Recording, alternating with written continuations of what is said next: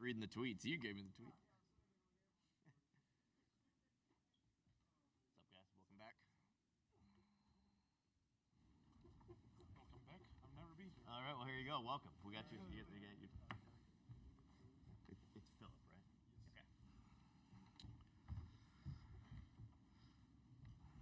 All right, welcome back to the interview room here at Rocket Arena as we continue to preview the second round of the NCAA tournament. We're pleased to be rejoined by student-athletes from the New Mexico Lobos who will take on Michigan State on Sunday. Please remember to silence your cell phones throughout this session and raise your hand for a microphone to be brought to you. When you do ask a question, please introduce yourself and your affiliation. New Mexico student-athletes will be available until 3:30 p.m., and then we'll continue with the session with head coach Richard Pitino for an additional 20 minutes. With that, we'll open up the floor for questions. Again, please raise your hand. We'll bring a mic your way. Start in the front row.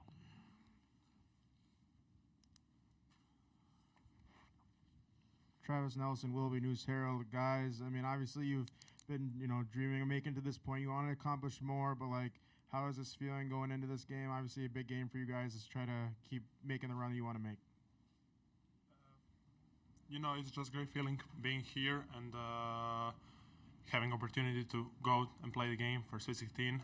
And we need to match physicality of Michigan State, and I think the rebound part will be the key. CJ, you want to add to that?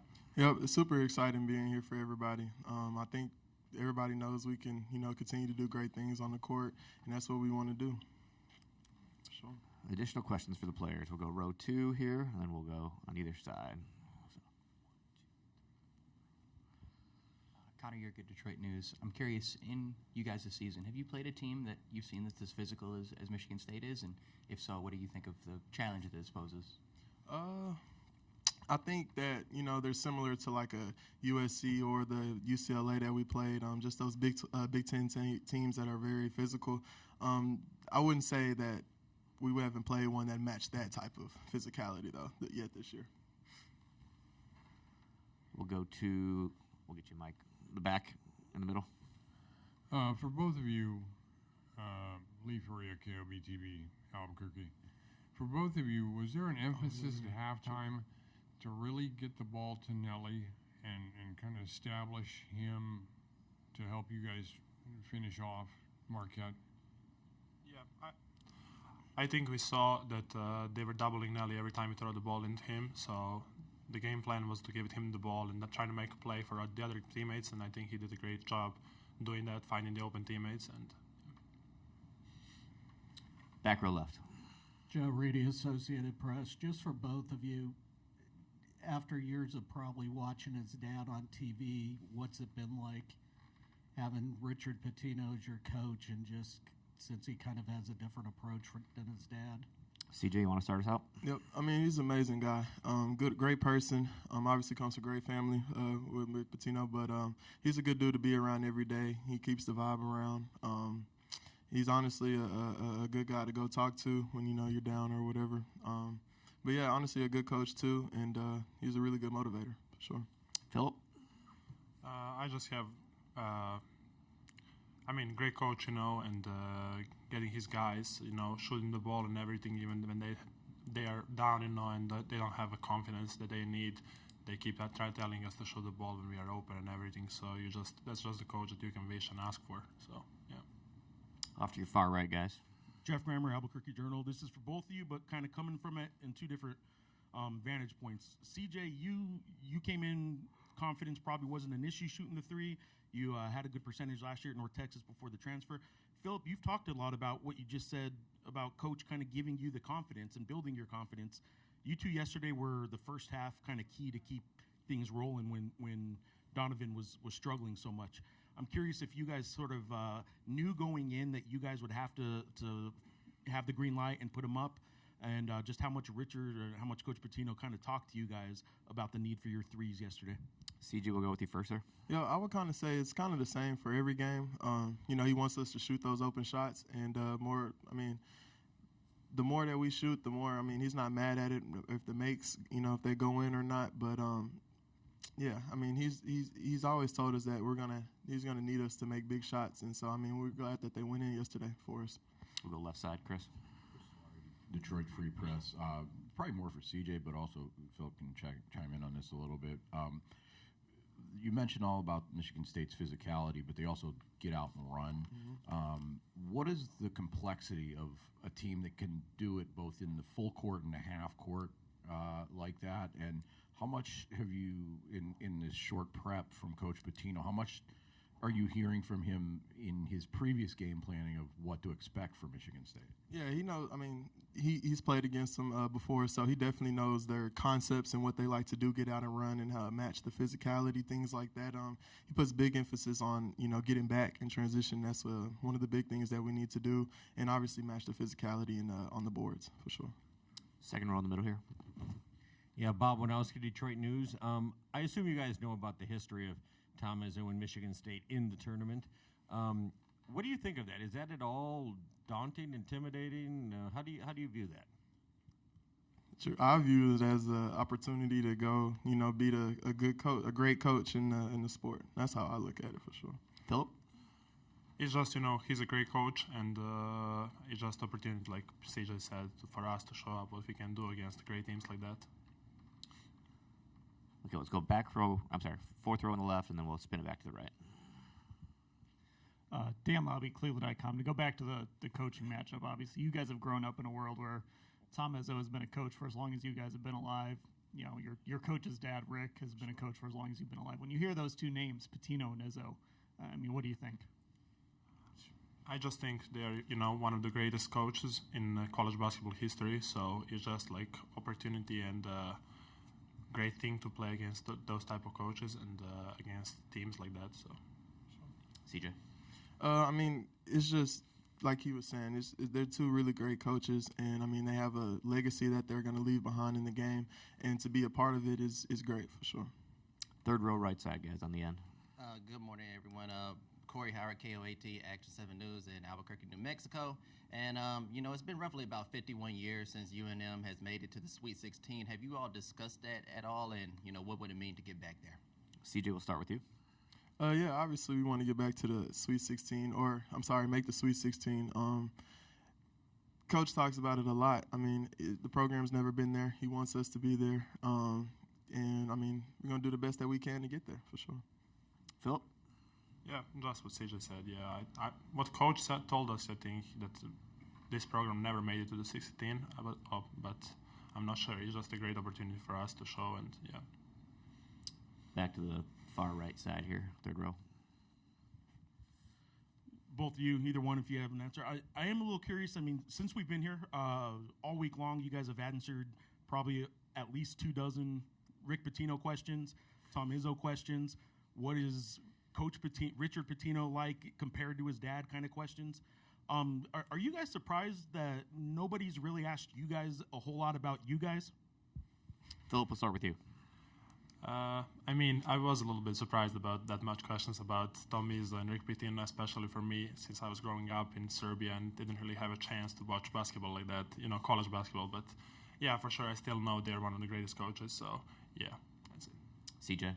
I definitely, kind of what Philip was saying, I definitely didn't expect to be that many, but it's part of the game for sure. The two legendary coaches, so I'm glad to be a part of it. Back to the left side, guys, first row.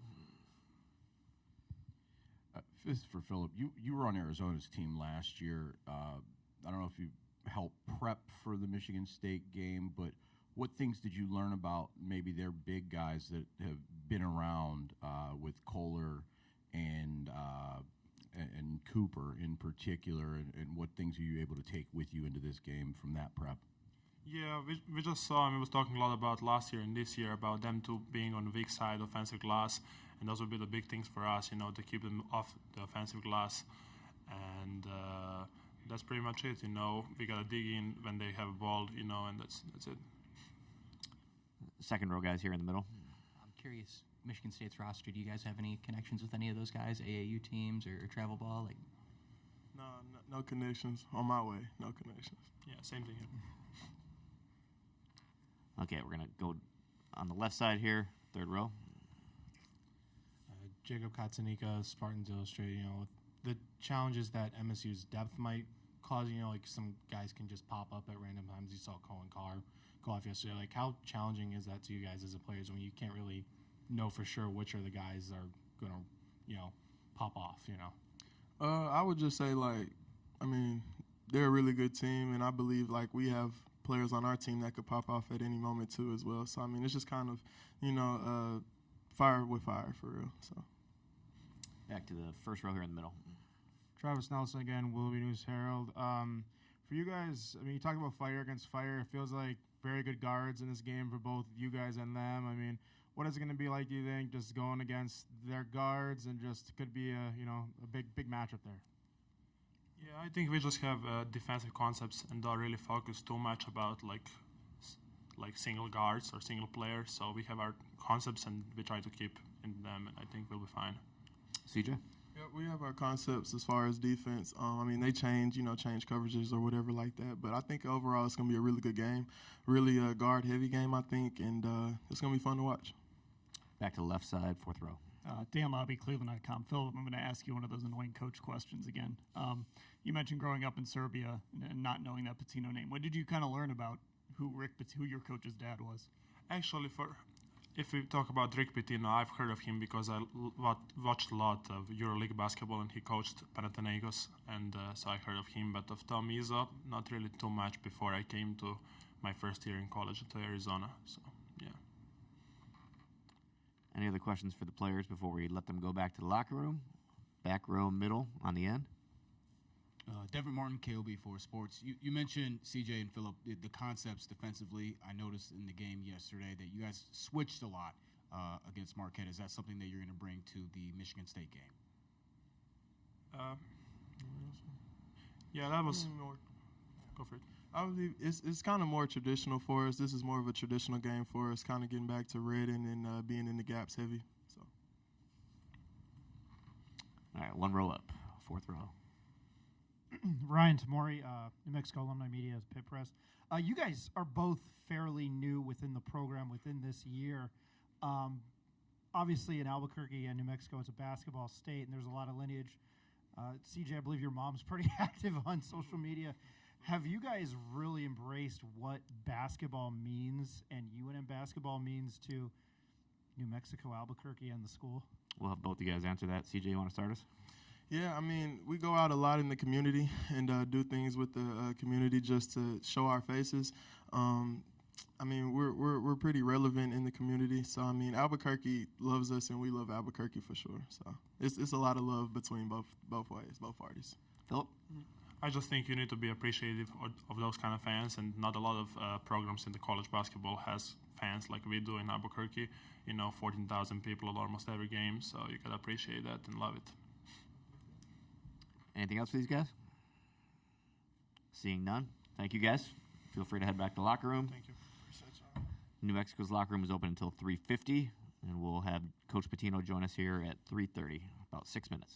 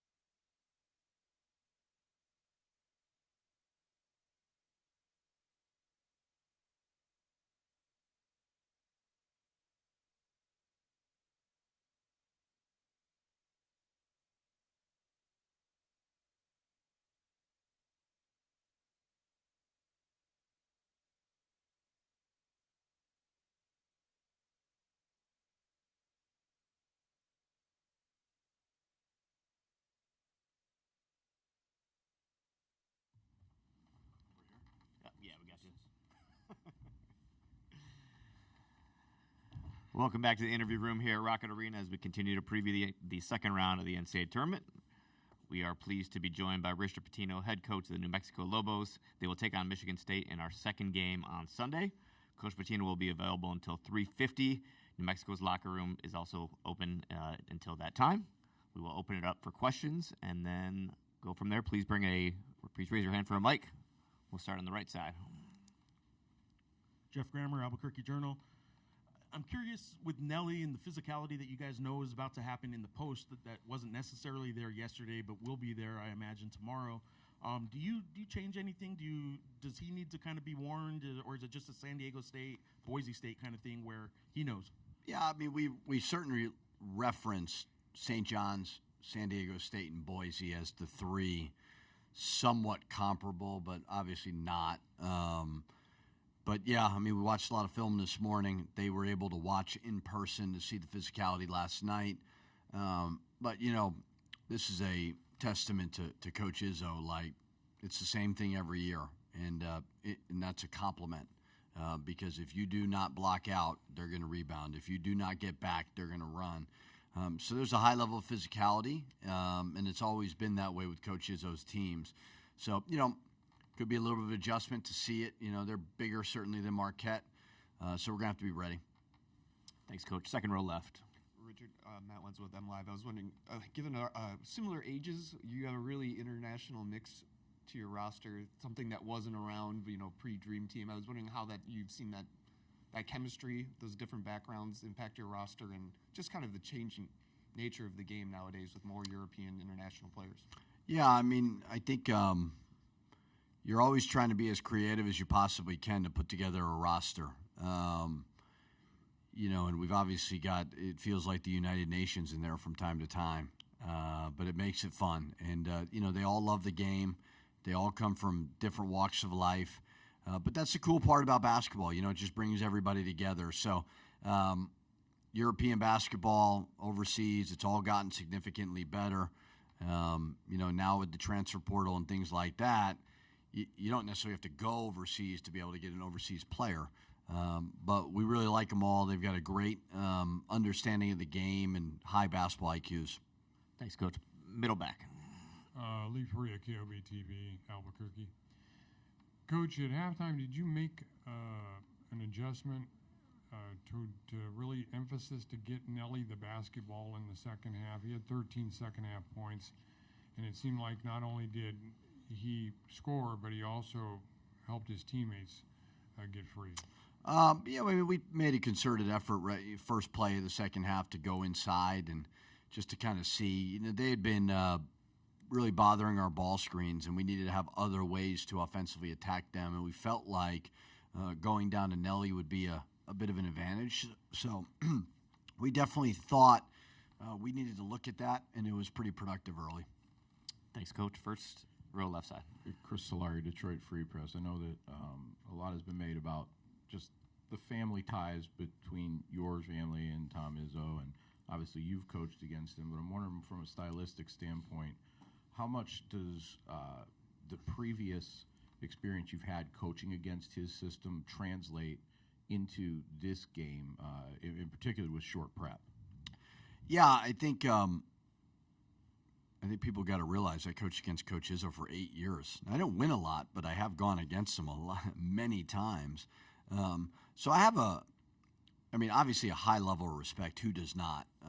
You know, he's one of the absolute legends and icons in this game, and he's a great person. And, you know, he's always been so very gracious to everybody, not just myself. But I understand what we're about to walk into because I've seen it. I've seen it in, you know, Breslin Center. I've seen it in the Big Ten tournament. I saw it in the NCAA tournament one year we played them. So I know the task at hand. You know, our players may not know it, but they'll feel it certainly to start the game. But if you're going to beat them, it's going to have to be a terrific effort. We'll flip. I'm sorry. Are you good? Left side. Oh. Joe Reedy, Associated Press. Richard, how much has, just over the past 10, 11 years, has Coach Izzo kind of been a mentor or sounding board for you when you guys were both in the conference and then now on opposite sides of the country? Yeah, I mean, I haven't certainly kept in touch with him, but you see him in recruiting and stuff. He's always he's not one of those coaches to big time anybody.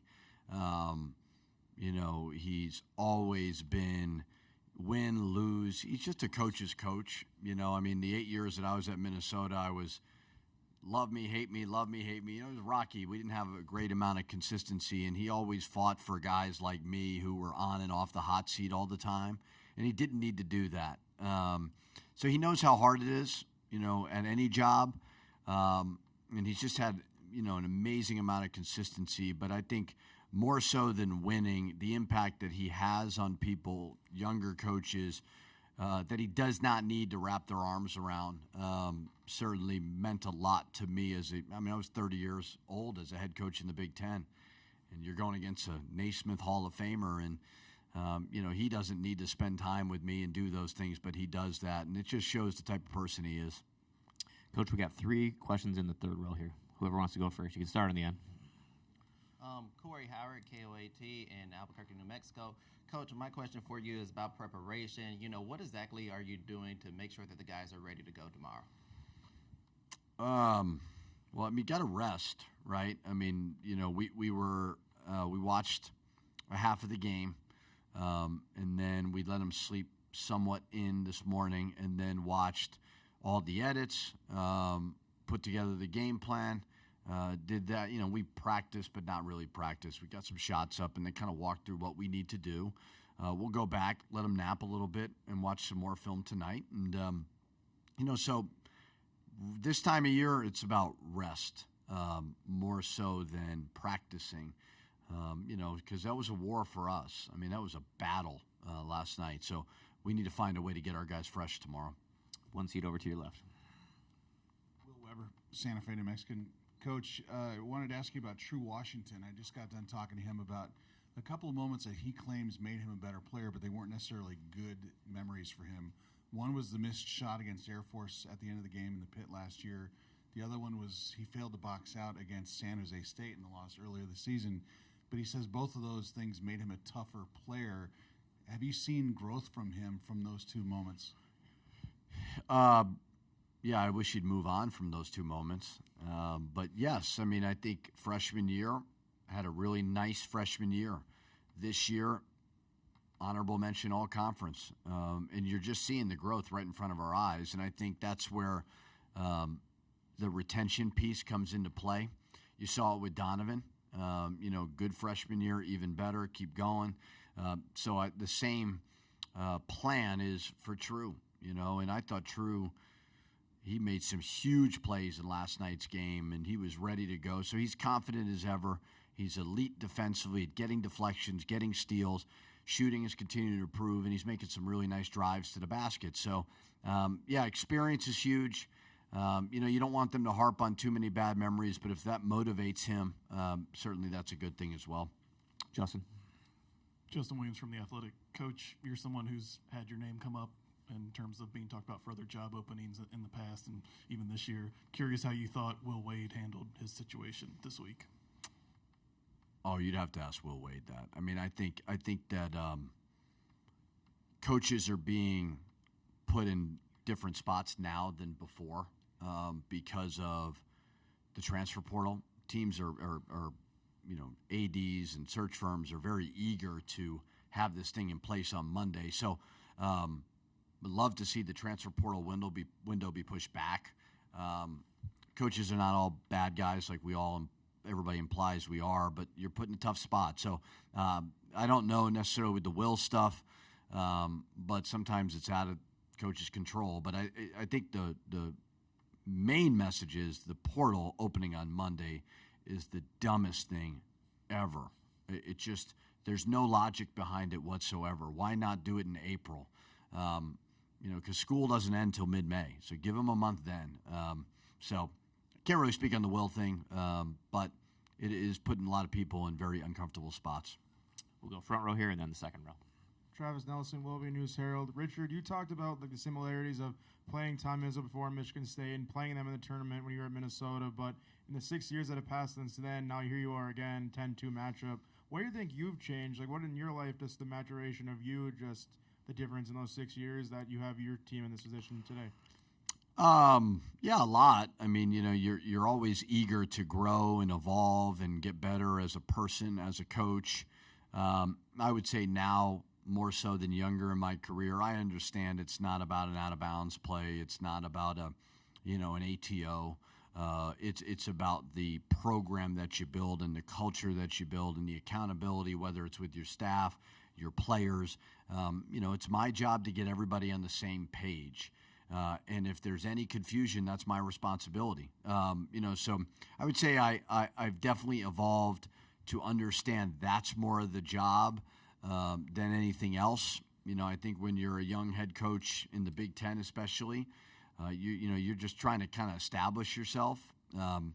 Humbly speaking, I'm not worried about that anymore. I'm just worried about doing my very best to help my players and my staff put them in the best position possible. I got 6 questions left with about 6 minutes, so you good there? Okay, we'll go back to left side with Chris, and then we'll move it back to the right. Actually, why don't you start, and then we'll go back up to the first row. Step your game up. Dan Lobby, Cleveland Icon. I want to go back to what you were saying about Coach Izzo and that consistency, how it's the same every year. How difficult is it to achieve that level of consistency, especially given the current landscape of player movement? Next to impossible. Only the elite ones have been able to do that, and Coach Izzo is absolutely one of those.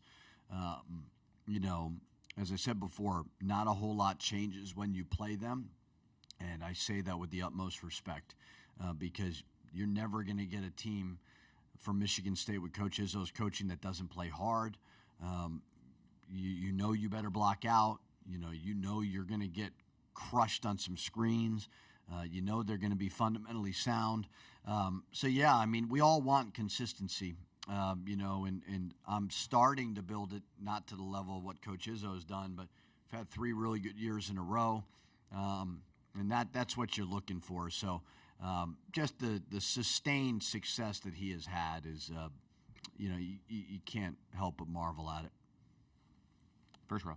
Solari, Detroit Free Press. I'm wondering about the complexity of a team that can play real physical in the half court, but also wants to get out and run in transition and can do it at such a high level. Is that pretty unique to have both facets of that? And just as a side note, when you did win at Breslin Center that first time, what was that moment like for you? That was an awesome moment. That was one of my favorites because of how hard that is to win in that building. And it was a great game. And that's one of the best home court advantages in college basketball. And if you ever do beat Coach Izzo, which I don't know how many times I did it. It's not a lot. I can tell you that. It's 2 or 3 maybe. But he's going to make you earn it. As for their style, I think for the casual observer, you would think they're a slow, plodding, physical team. There's kind of that traditional belief of how the Big Ten is played. Like, they do not play like that. Now, they'll grind you out if they need to, but they're trying to score early, and their guards push, and their wings run, and their bigs rim run. So, he gets them to fly up the court, and, it's been that way for a long time. Back-to-back in the second row here, Coach. Connor, you're good, Detroit News. Richard, I'm curious. I believe Nelly played for your dad at Iona, and I'm curious in an official capacity. What did he tell you about him when he transferred to your program? He more told me about the character piece. I watched enough of him at Iona, and we had actually played against him in the pit, and Nelly was really good. So when my dad made the decision to go to St. John's, he had a really good big guy named Joel Soriano. So there wasn't necessarily a fit for Nelly there to be a starter and those things, and we needed it. So the fit was there. I think Nelly experienced the pit. I think there was a trust factor, obviously with the family, and he's just grown and grown and grown and consistently improved every single day. Wojo? Bob Winowski, Detroit News. So far in the tournament, almost all of the higher seeds have rolled pretty easily against the lesser seeds. The upset potential in the NCAA tournament, do you see it changing? Is this just a small snapshot in time, or has things changed with the portal and everything else? Things have substantially changed. but everybody's dealing with it. So to say that not a lot of upsets is because of the transfer portal, like I don't know about that. I think upsets are always going to happen. But yeah, I mean, you're just seeing, we had the Mountain West Freshman of the Year, the last 2 or 3 years gets taken out of that league to go on, so parity is at an all-time high right now. And it's just one of those situations where you got to deal with it. But I still think there's going to be plenty of upsets moving forward. Far right, Coach. I asked CJ and Philip about getting asked so many questions about your dad. Now here I'm about to ask you a family question. Not so much about your dad, but I'm curious how many brothers and sisters were here yesterday, how that's going, how you're able to sort of follow. I don't know if you know this, but there's a game going on right now that you might be interested in. Yeah. And I'm curious how that's going with the family. And did you visit them at all, or you push it off to the side? Well, all my brothers but one. My brother Chris is in Providence, and his kids were there, so he didn't bring them down here. But there was a crew that, they're high rollers. They got a plane, so it's not like they're flying Southwest middle seat. They got a private plane from Providence with some cocktails. They seem like they enjoyed themselves flying down here. And they're enjoying it. They're loving it. Had my cousin was there, some friends from Louisville, St. John's, and then they flew back last night, and now they're at that game. And I think if they win today, they're trying to plan on coming back tomorrow. So I didn't really see much of them. They're not staying here. They're having fun with it, and that's the way it should be. Back left, we'll wrap it up, Coach. Richard, just after looking at the film from last night, Donnie had a good second half, but how much of a concern was the turnovers? And just analyzing them, what did you see? I wouldn't say concern is the right word because he always rebounds pretty well from that. You got to give Marquette credit. They're physical, and Stevie Mitchell's just as good as it gets at on-the-ball defense, and they had a great plan for Donovan. But I thought as the game went on, he got better and better. So he was able to adjust and adapt a little bit. So concern's probably not the right word because he's been so very, very consistent in the 3 years I've had him. But he'll learn from them. Not all of them were his fault as well. It's always kind of connected. Thanks, Coach. Best of luck tomorrow. Thank you.